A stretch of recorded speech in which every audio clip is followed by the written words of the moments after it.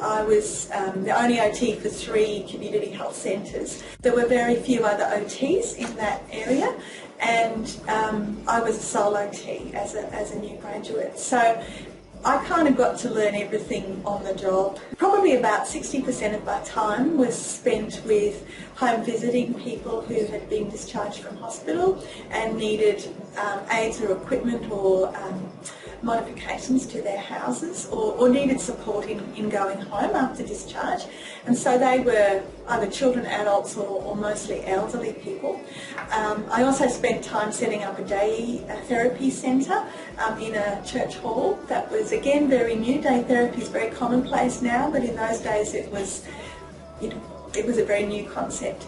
And then the other 30 to 40% of my time was with children who were community-based kids who came into the sort of clinic down at Woodridge. So often they were children with developmental delays and or physical conditions such as, or neurological conditions such as cerebral palsy or coordination issues, etc.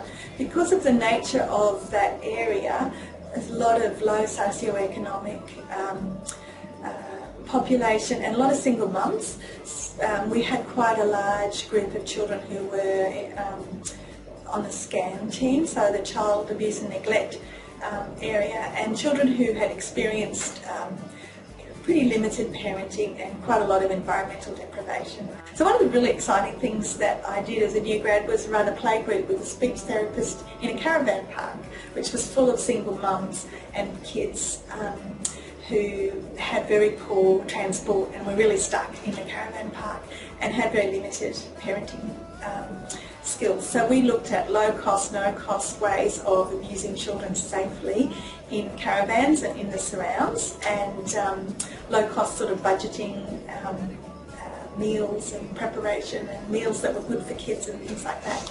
It's very easy for kids to get under your feet, especially when they're toddlers and up to 3-year-olds or so forth. So the mums would often have the kids outside, but cars, although many of the mums didn't have private transport, cars did come through the caravan park. So we worked with the caravan park and the local council to get a little playground put into the caravan park so the kids could have somewhere to do that sort of gross motor play, climbing and swinging and things like that in a designated area that was a children's play area, because the caravan park had nothing like that.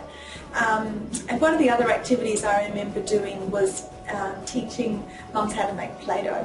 So, salt and flour and colouring dyes and things like that. So low-cost, cheap things that could be made easily and kept in little margarine containers or something. So it was cheaper than buying Play-Doh from a shop. So finger painting, shaving cream, some of those things that you can do with stuff you've got around the place. And yeah, that was a lot of fun. We had a lot of fun running those groups. So it was a great job for a new grad because I had so much scope to really do what the community needed, and without anyone to say, no, you can't do that, I just took it on. It was great fun.